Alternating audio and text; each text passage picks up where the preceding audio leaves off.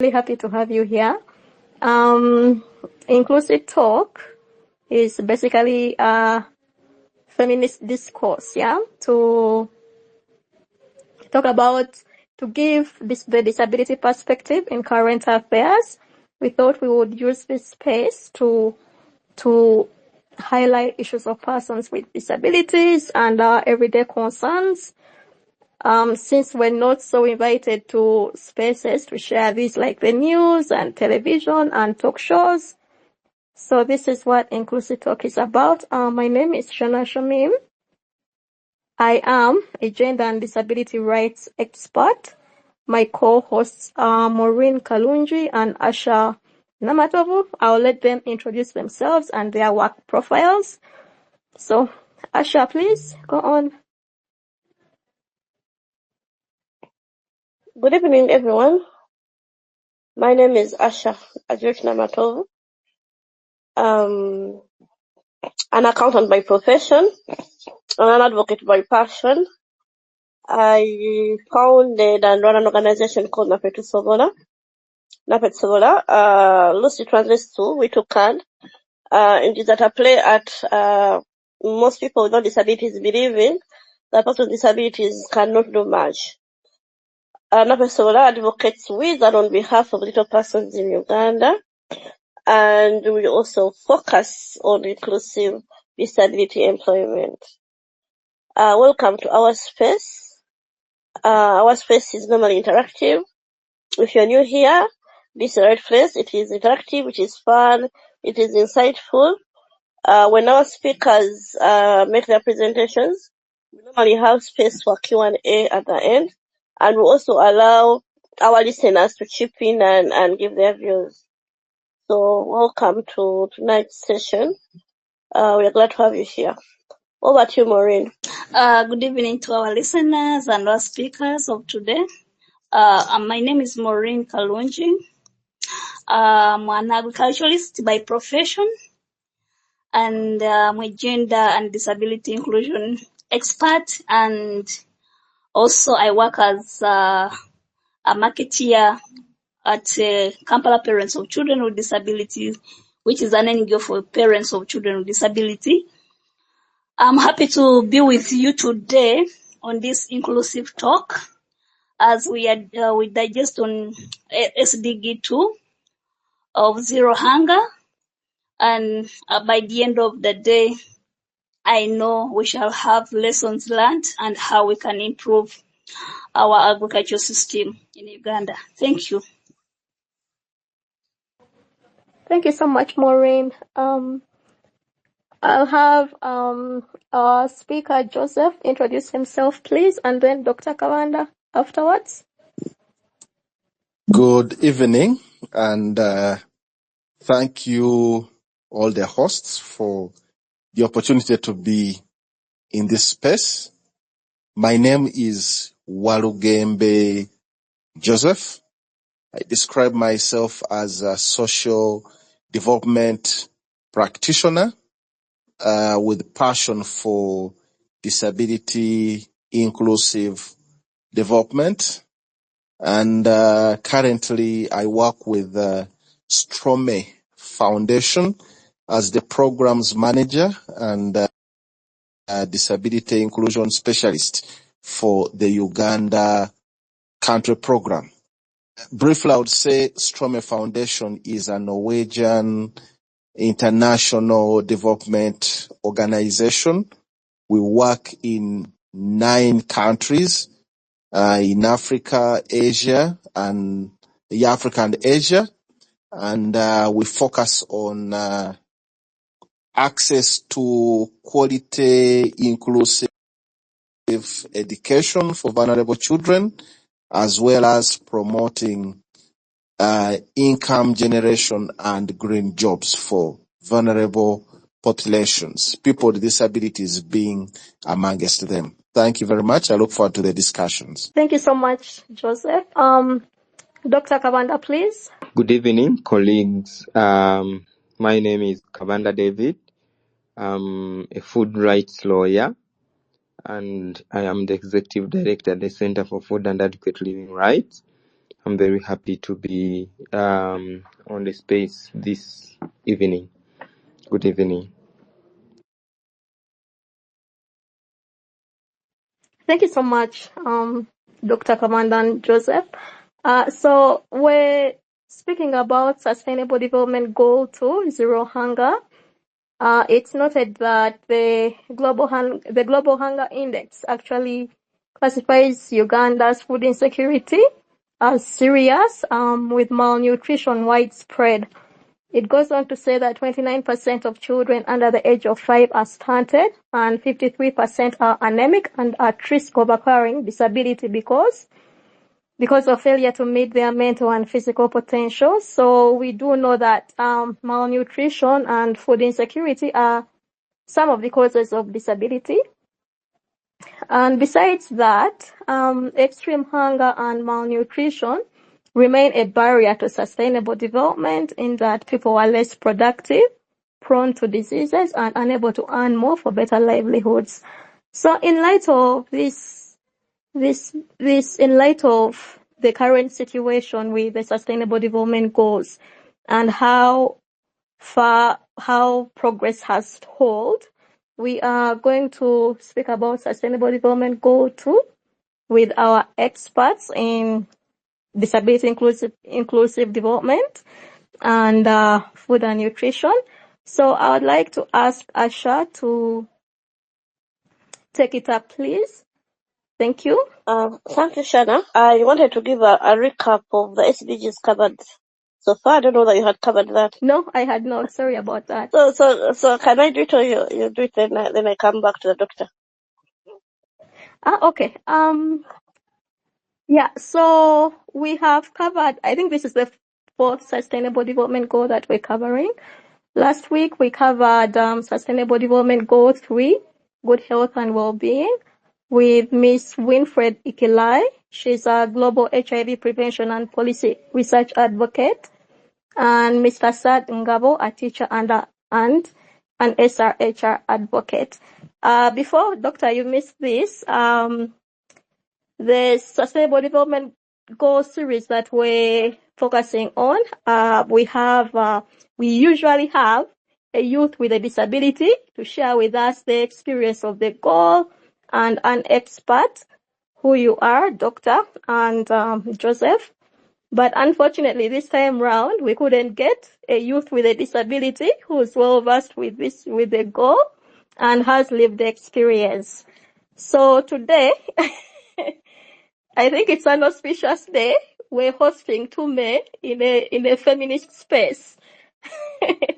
So, if that counts for anything, we're really happy to have you here. Asha, please.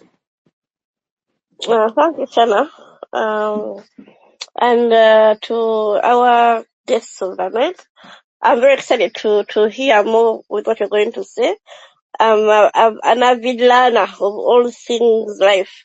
So when it comes to SDGs and their impact on the lives of persons with disabilities in Uganda, we are all in, because at Inclusive Talk, it's all about inclusion. So, the good doctor, I'm going to call you doctor if it's okay with you. What is the situation of persons with disabilities vis-a-vis food insecurity in Uganda, doctor? Just to note, I could see that he was invited as a listener. Hopefully he was given co-hosting and speaking rights. I think it's his internet that is acting up. No, his internet is disturbing him because he has been on as a speaker, but he dropped off after the question. So as we wait for him to come back in, maybe I would go ahead and pose almost a similar question to Joseph. Joseph, what are some of the governments and the CSO-led initiatives put in place to alleviate food insecurity, and how inclusive are these initiatives? You could, if you would, you could also talk about what the situation of persons with disabilities vis-a-vis food insecurity is in Uganda. So I'm giving you 2 questions. I'm sure the good doctor will join to respond to his question, but I'll hint on it briefly. And I think Okay, that is good. the starting point should be for us to reflect very briefly on what we mean by food security. And without getting into the technicalities, I would say the term food security encompasses three critical elements, and which will keep featuring in our discussion in relation to people with disabilities. First being that food security is about physical access. Can you reach? Can you touch food? Do you have food in your house? But it's not enough for you to have food in your house. Say having 10 bags of maize flour in your house. It's also about that food having the capacity to meet your dietary needs. And primary school science will remind us that good diet means having a balanced meal with about 4 different types of nutrients, proteins, vitamin, carbohydrates, a bit of fat. There is, precisely. And the third element is meeting your preference. For example, many foods will produce carbohydrates, but Baganda prefer to get their carbohydrates from matoke, while people from some parts of Western Uganda and Northern Uganda could prefer to get their carbohydrates from millet or sorghum. So those three elements are in terms of physical access, dietary needs, and preference should be kept at the back of our mind vis-a-vis disability. So specific to the question, what are government and CSO programs on food security? I'll mention a few. Government has a program of land reallocation. You've had programs like the land ensuring that different parts of the population are given access, ownership, and control of land rights through the process of land titling.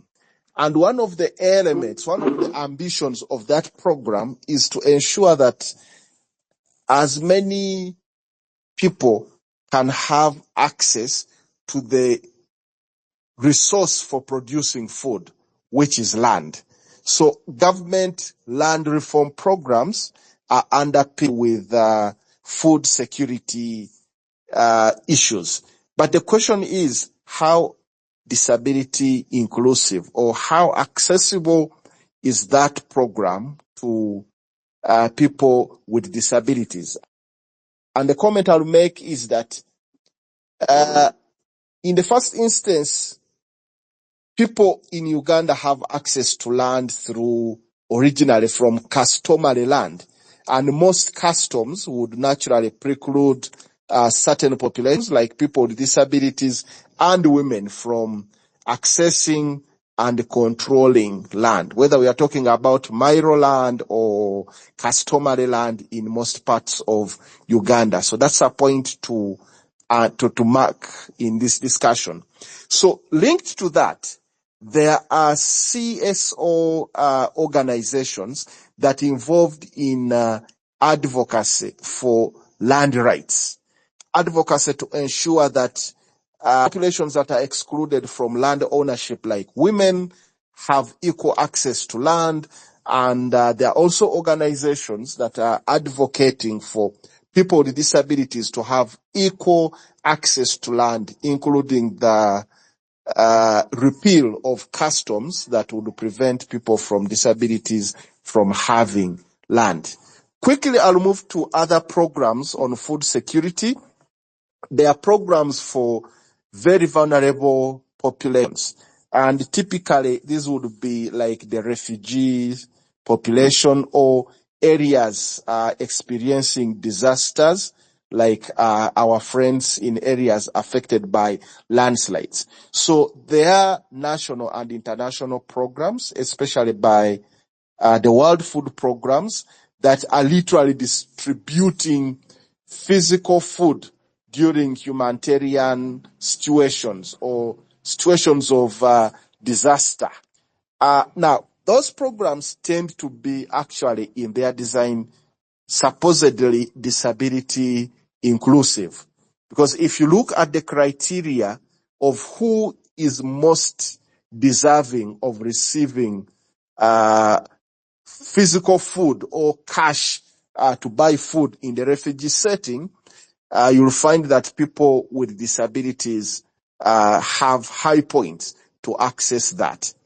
Lastly, what I would want to talk about is that there are a number of civil society programs that are promoting food security through programs that promote better food production, processing, storage techniques.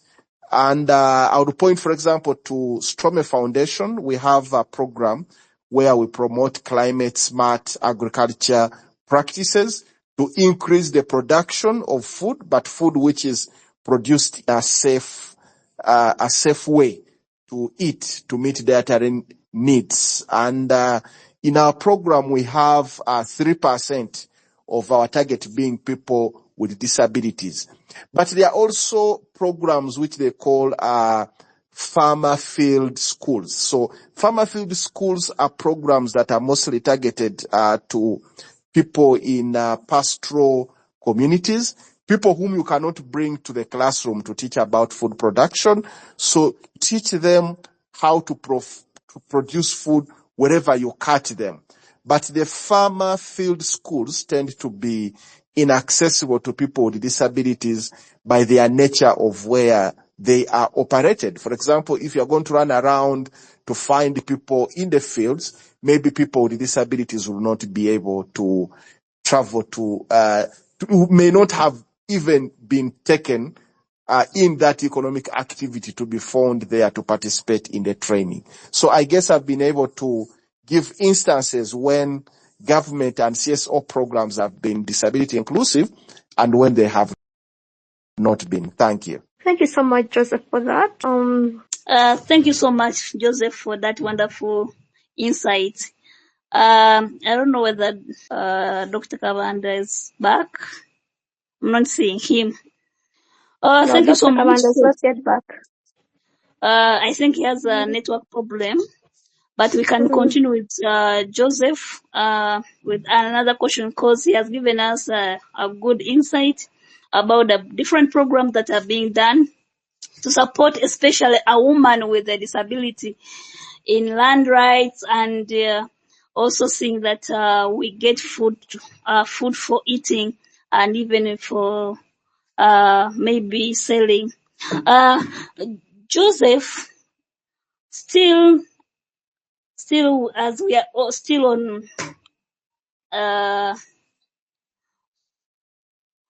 SDG2, I want to know, the biggest population of disability is in subsistence farming, which is an unreliable source of financial stability and nutrition. How can we encourage the participation of persons with disability to scale up their agriculture initiatives? Joseph, over to you, if you had it well. Yes, I did hear you loud and clear. Thank you. Yes. So how do we enhance the subsistence agro practices of people with disabilities to a scalable scalable level. And we would probably begin by reflecting on why in the first instances people with disabilities are blocked in subsistence farming.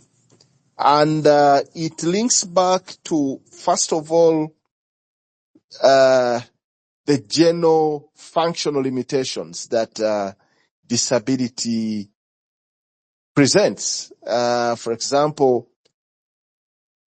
even a person who does not describe themselves as having any disability would produce so much with a hand hoe. So imagine the kind of tools that we are using for people with disabilities, which is a hand hoe. Just imagine how far they can go with a hoe and a wheelchair, or a hoe alongside the white cane. That is one issue. And linked to that is, again, the issue of access and control, access to and control of the factors of food production on scale, which is land. So keeping some of those issues in perspective, I'll offer some suggestions that I've seen work in our programming that have promoted scalable participation of people with disability, actually, and other vulnerable groups like women.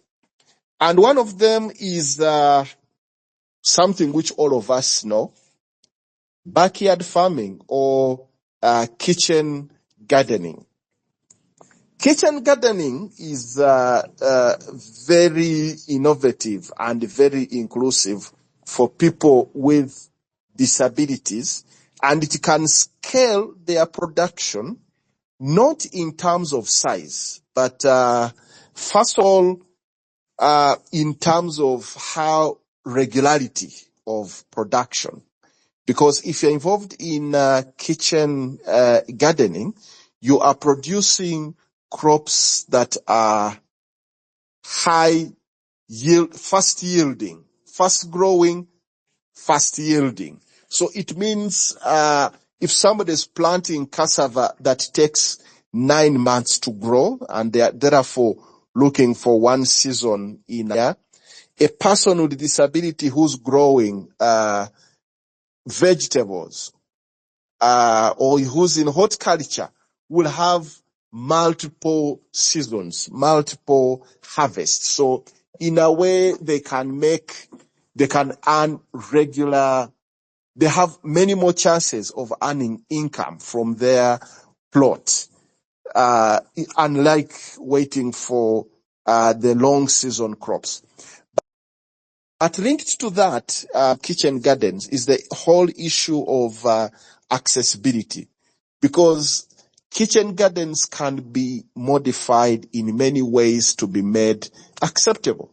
It can be growing food in a sack, a cup of vegetables in a sack, in a bucket, in a basin, and it can be on your veranda, within reach, unlike block farms that would be of such, which would require to be at a distance further and further. So I strongly believe that kitchen gardening is a game changer for scaling up the participation of people with disabilities to migrate from subsistence to semi-commercial production. And linked to that is the element of integrated intensive farming. If many of you have been listening to what the president calls the 1 acre model, actually that's something that could work well for people with disabilities, and it can be brought to a lower level manageable scale. For example, I want to describe a model where a woman with disability has a couple of chickens and is also engaged in kitchen gardening. So she can practice integrated farming with those two creatures in one way that the chicken can feed off the offcuts from the vegetables that she's growing to sell, and yet the chickens she will be using the droplets of the chicken to organically fertilize her backyard garden, which is, and these days we are talking climate smart, and climate smart is organic, prefers organic. So if you kind of keeping your animals that are supplying you organic manure, you are reducing the need to depend on chemical fertilizers. The third point I would make in this discussion is actually there is a possibility that we can also promote community gardens for people with disabilities. Community gardens would work where people with disabilities come together to work on a group garden, and therefore increase the scale of what they can cultivate. And I have strong belief that community gardens for people with disabilities will work, because if you're familiar, many economic programs for people with disabilities now are using what we call the ISAVE model, inclusive saving groups. And inclusive saving groups are bringing together groups of about 20 to 30 people with disabilities together. And these people have already cultivated a culture of meeting regularly, of pulling their savings together. So, and many of them have already started establishing demonstration gardens, something that is definitely able to scale up. And it can scale up on the principles and practices that I described in the first 2 points of the accessible kitchen gardens and integrated farming, climate smart farming practices. Thank you very much.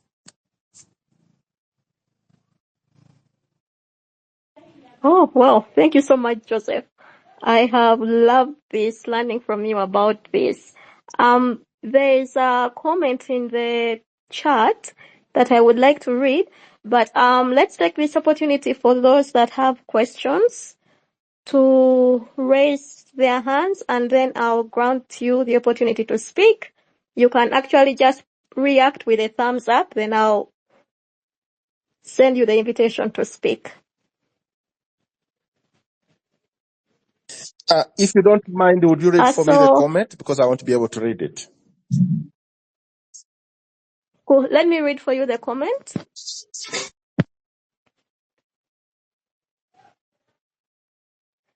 Wambona's grandson says we need flexible, inclusive, low-cost agriculture technologies to increase participation of persons with disabilities in agriculture. So this is what he's saying. I entirely agree with the comment. I should have mentioned that one way of increasing participation for people with disabilities definitely has to be through innovation of accessible, adaptable tools that can enable people with disabilities to participate. For example, if you are going to have a person with disabilities who has a lot of difficulty moving, and maybe most of the time